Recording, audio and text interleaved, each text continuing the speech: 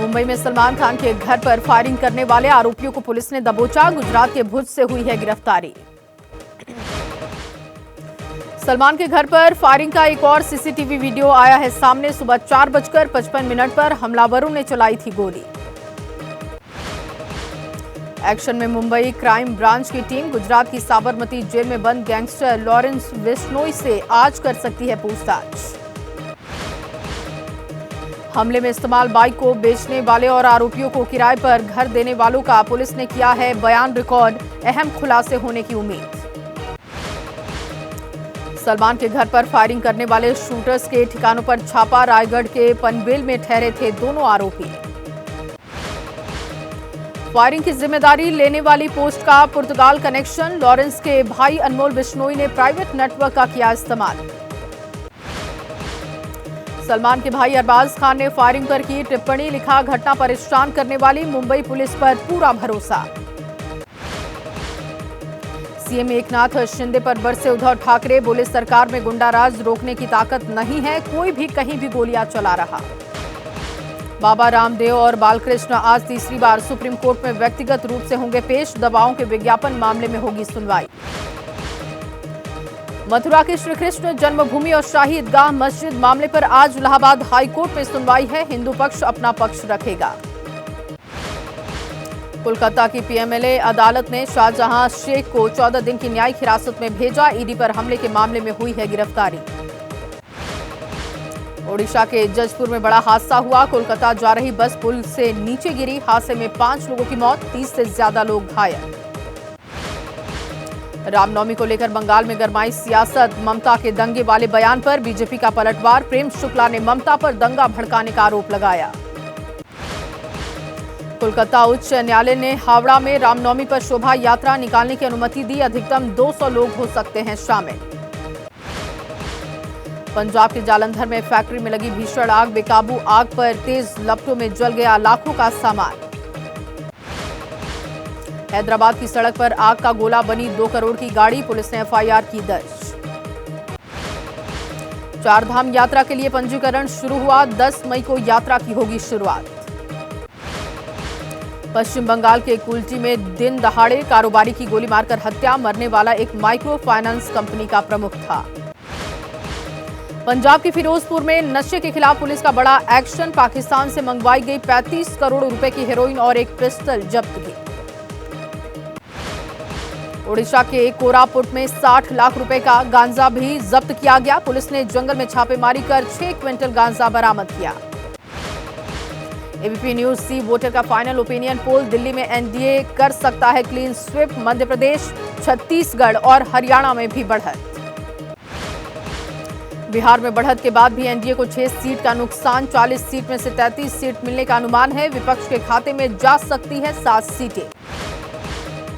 दिल्ली की 7 सीट में से 7 सीटों पर एनडीए की जीत का अनुमान है। हरियाणा की 10 सीट में से एनडीए को 9 और इंडिया गठबंधन को 1 सीट मिलने का अनुमान।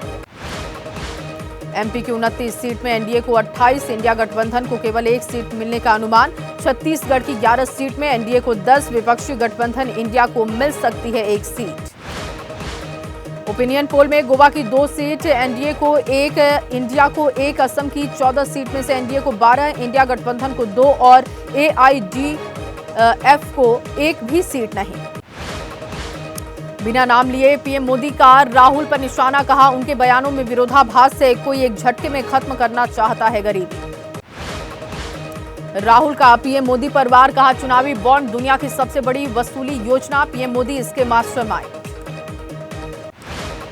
कांग्रेस नेता सुप्रिया सुनेत बोली, जांच एजेंसियों के जरिए चल रहा वसूली रैकेट। पैसा आने पर सीबीआई ईडी की कार्रवाई रुकवाई। सुप्रिया सुनेत का मोदी सरकार पर वार। कहा, इतने दिन पीएम रहने के बाद कह रहे हैं ये ट्रेलर है। जब इसमें इतनी ज्यादा बेरोजगारी तो आगे क्या होगा। आप नेता गोपाल राय का मोदी पर निशाना। बोले, शराब नीति मामले में गिरफ्तार शरत चंद्र रेड्डी से बीजेपी ने लिए 60 करोड़ चुनावी चंदे को सबसे बड़ा घोटाला बताया। वायनाड में बोले राहुल गांधी, हमारी भाषाओं, परंपराओं, इतिहास की रक्षा करता है संविधान। हर नागरिक के लिए संविधान एक प्रतिबद्धता। राहुल गांधी आज केरल में करेंगे चुनाव प्रचार। कोझिकोड और मल्लपुरम में करेंगे जनसंपर्क। आज कर्नाटक नागालैंड के चुनावी दौरे पर कांग्रेस अध्यक्ष खड़गे। दोपहर में नागालैंड के दीमापुर में जनसभा, शाम में कर्नाटक के कोलार में रैली। पीएम मोदी आज बिहार पश्चिम बंगाल का चुनावी दौरा करेंगे। बिहार के गया और पूर्णिया, पश्चिम बंगाल के बालूरघाट और रायगंज में जनसभा। आज 3 राज्यों के चुनावी दौरे पर अमित शाह जम्मू कश्मीर, उत्तराखंड और मध्य प्रदेश में दौरा करेंगे। इम्फाल में बोले अमित शाह, जवाहरलाल नेहरू ने असम को कर दिया था बाय बाय, कांग्रेस ने मणिपुर का कभी भी सम्मान नहीं किया। आज तमिलनाडु में एक जनसभा और एक रोड शो करेंगे रक्षा मंत्री राजनाथ सिंह। दोपहर में कृष्णागिरी में करेंगे रोड शो। बीजेपी अध्यक्ष जेपी नड्डा आज तमिलनाडु में करेंगे 3 रोड शो। सबसे पहले रामनाथपुरम, फिर तेनकासी और अंत में पेरम्बलूर जाएंगे। पुडुचेरी में एक रोड शो के दौरान बीजेपी अध्यक्ष जेपी नड्डा बोले, पीएम मोदी ने 10 सालों में बदली राजनीति की संस्कृति। प्रियंका गांधी आज असम और त्रिपुरा में करेंगी चुनाव प्रचार। पहले असम के जोरहाट और फिर दोपहर त्रिपुरा वेस्ट में रोड शो करेंगी। बीजेपी ने टीएमसी के खिलाफ चुनाव आयोग से शिकायत की है। मतदाताओं को धमकाने का लगाया टीएमसी पर आरोप। बंगाल के कूच बिहार में सीएम ममता बोली, बीजेपी जीती तो भविष्य में देश में नहीं होंगे कोई चुनाव।